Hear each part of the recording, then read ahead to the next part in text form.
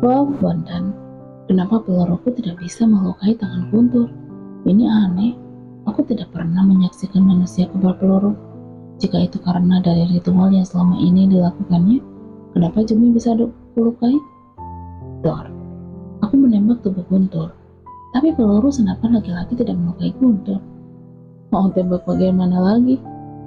Bondan, aku ini Guntur. Tidak ada yang bisa mengalahkanku, termasuk peluru senapan itu. Guntur menepuk dadanya. Gawat, aku harus segera sembunyi. Senapan Guntur bisa membunuhku. Guntur memungut senapan di lantai dan menodongkannya ke arahku. Selama ini kamu merencanakan membalasku? Kasihan, kamu pasti kalah denganku. Tapi sebelum aku membunuhmu, aku ingin kamu menyaksikan putri bungsumu aku perkaos. Dulunya aku gagal memperkaos Rami, tapi tidak untuk Lani alias Keke. Guntur melangkah pelan mendekatiku meskipun kakinya pincang melangkah. Maaf Kailani, ayo Pak, aku tidak ingin ayah melawan iblis itu sendirian. Guntur punya anak buah. Ucap aku terus berlari di depan anakku Angga.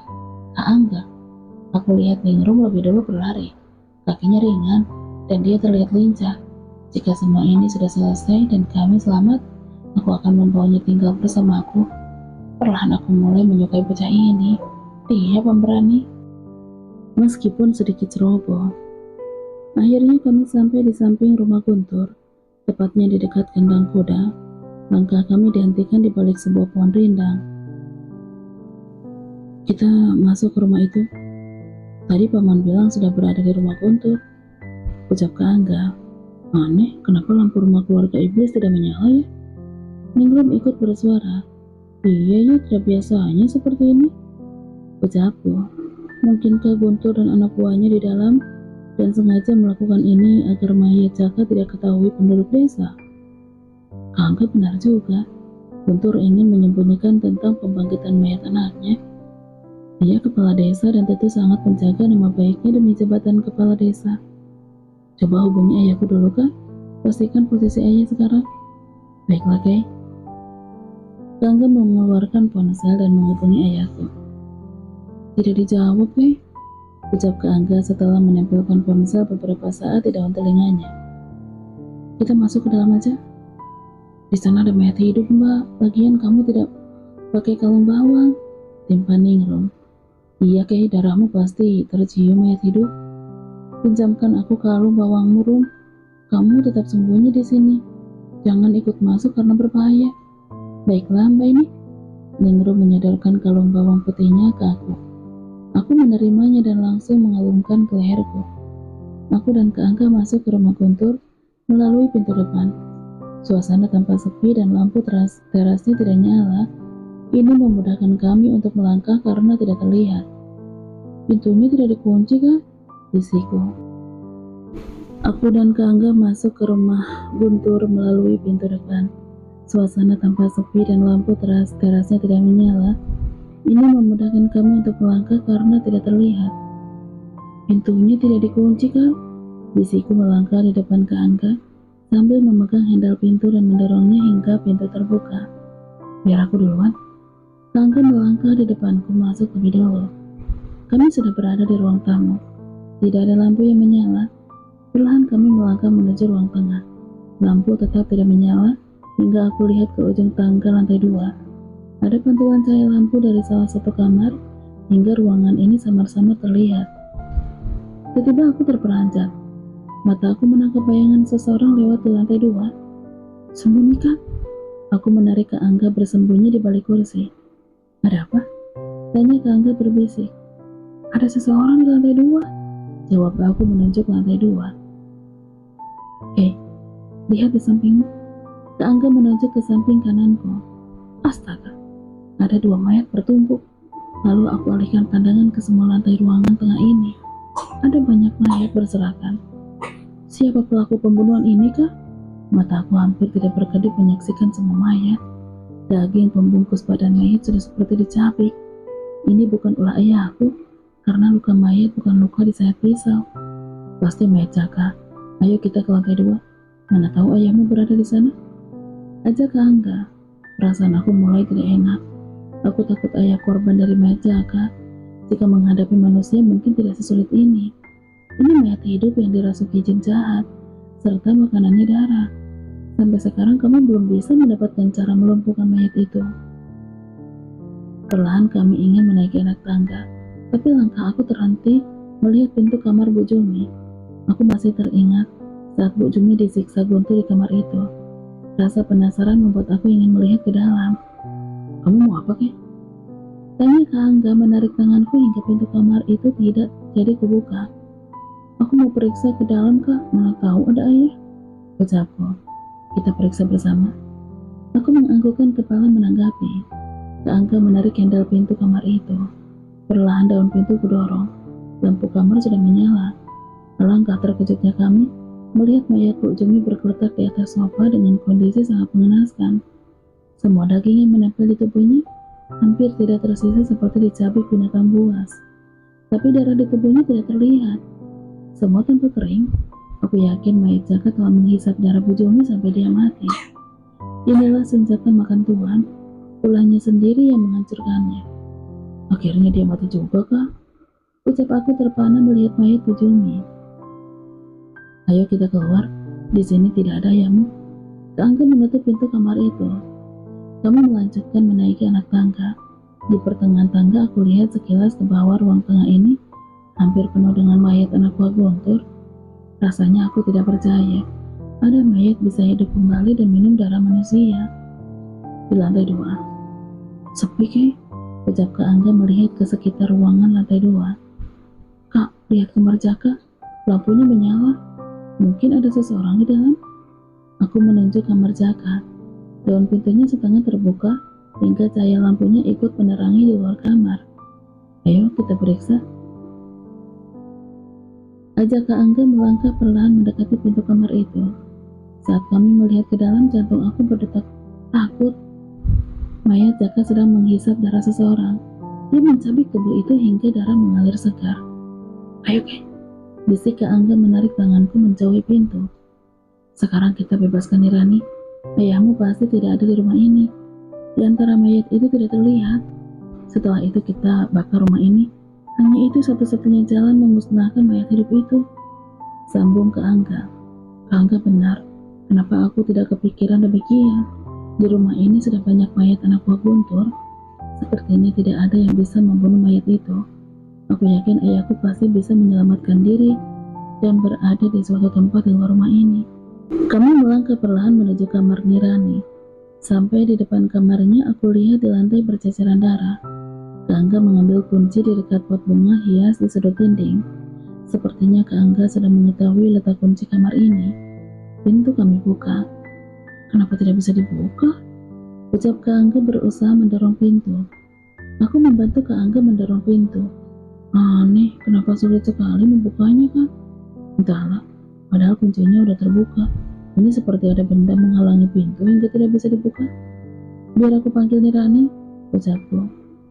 Nirani, Nirani, apakah kamu masih di dalam? Ini aku, Keke, teriakku. Tapi tidak ada satu sautan dari dalam. Sepertinya suara aku harus lebih kukencangkan.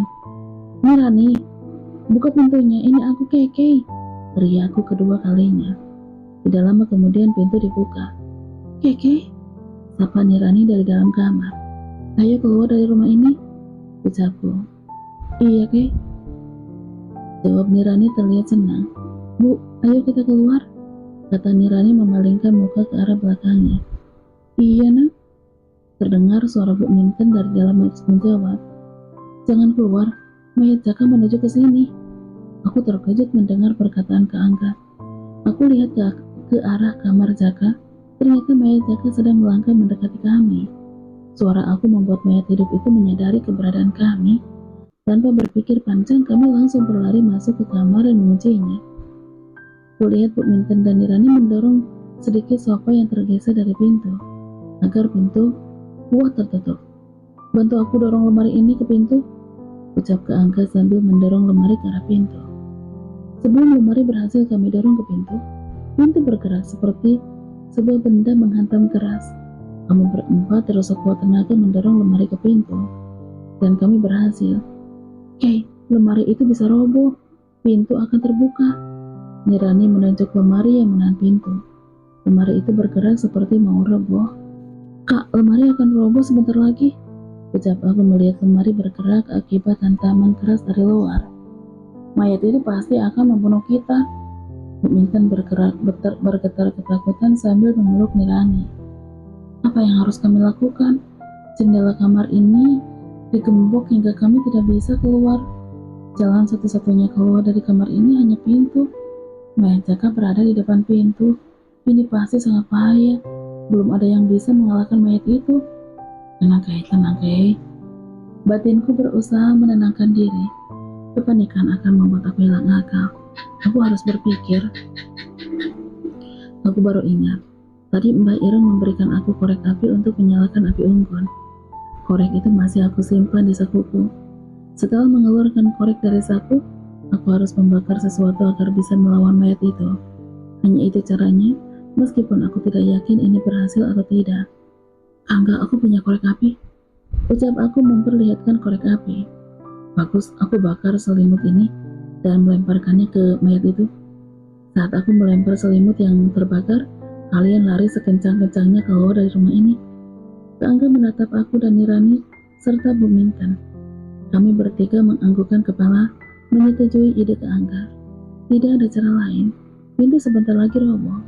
Aku dan Angga bisa menghindari mayat itu karena kami memakai kalung bawang putih, tapi tidak dengan Nirani dan Bu Minten. Oke, kalian siap-siap. Aku akan bakar selimut ini lalu membuka pintu. Lari sekuat tenaga kalian. Jangan menoleh ke belakang. Angga sudah memegang selimut dan korek api. Aku, Nirani, dan Bu Minten sudah siap-siap ingin lari. Perlahan Angga mulai menggeser lemari dari pintu. Par, lemari roboh ke lantai, ulah dorongan dari luar. Pintu ikut rusak dan terbuka. Mayat Jaka langsung menghampiri Nirani dan Bu Minten. Aku berlari keluar pintu.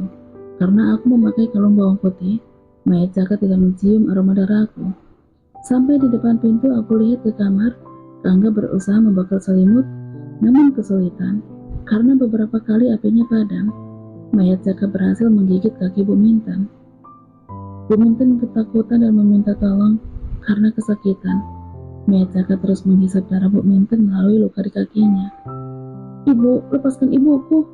Nirani mencoba memegang tangan ibunya, ingin menyelamatkan, tapi sia-sia.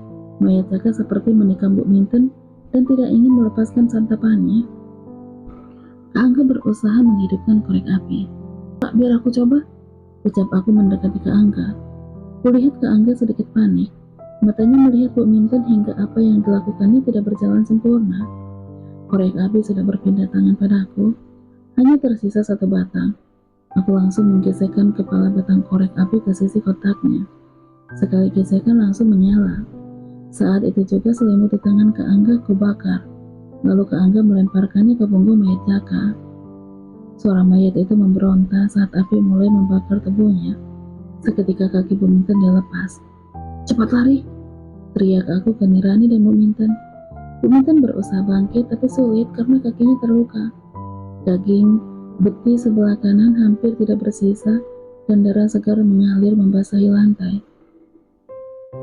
Lari Kailan, biar aku yang menolong Bu Minten, kata Angga kepadaku dan Nirani. Aku dan Nirani langsung berlari keluar.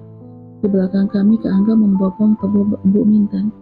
Mayat Jaka mencoba mengejar Bu Minten meskipun badannya terbakar. Lepas, jangan! Bu Minten menjerit saat mayat Jaka berhasil memegang kakinya yang berdarah. Terjadilah tarik menarik. Angga memegang tangan Bu Minten, sedangkan mayat Jaka juga mempertahankan kaki Bu Minten yang berdarah. Angga sekuat tenaga menarik Bu Minten, tapi di tubuh mayat Jaka, api di tubuh mayat Jaka mulai menyalar ke baju Bu Minten. Bu Minten menjerit kesakitan, tapi mayat Jaka terus menghisap darah Bu Minten meskipun dalam keadaan terbakar. Tolong ibuku, Nirani histeris melihat ibunya. Ayo kita keluar. Aku menarik tangan Nirani. Tidak, aku mau ibuku selamat. Ibu. Nirani menahan badannya agar tidak beranjak darinya berdiri. Gawat, mayat Jaka seperti sulit dimakan api. Mungkin butuh waktu lama kalau mayat itu hangus terbakar. Hei, mayat itu tidak hancur dibakar api kalau dia masih meminum darah manusia. Ucap Nirani yang membuat aku terkejut. Ternyata benar yang aku lihat. Mayat Jaka sulit dimakan api. Ternyata itu penyebabnya. Jalan hanya satu. Mayat itu tidak boleh meminum darah. Tanpa berpikir panjang, aku masuk ke kamar Bima. Di kamar itu ada nakas kecil. Lalu aku mengangkat nakas itu dan membawanya keluar. Aku mendekati mayat Jaka. Nakas aku angkat dan aku hantamkan ke punggungnya. Mayat Jaka langsung memalingkan badan dan ke arahku. Pukulan aku membuatnya menyadari keberadaanku. Aku langsung lari ke belakang, tepatnya ke arah kamar Nirani dikurung. "Lari, Kai!" teriak Kak Angga sambil membopong Bu Minten. "Ibu!" Nirani mengambil alas meja, lalu mendekati ibunya. Api tidak terlalu besar hingga dengan mengibaskan alas meja sudah membuat api padam. Bu Minten terlihat sangat lemah. Darah segar terus bercucuran dari kakinya. Aku berlari ke sudut dinding. Sedikit menjauh membuat mayat itu tidak mengajarku. Mungkin karena kalung bawang yang melingkari leherku hingga mayat itu berpaling dan berusaha mengejar Bu Minten lagi.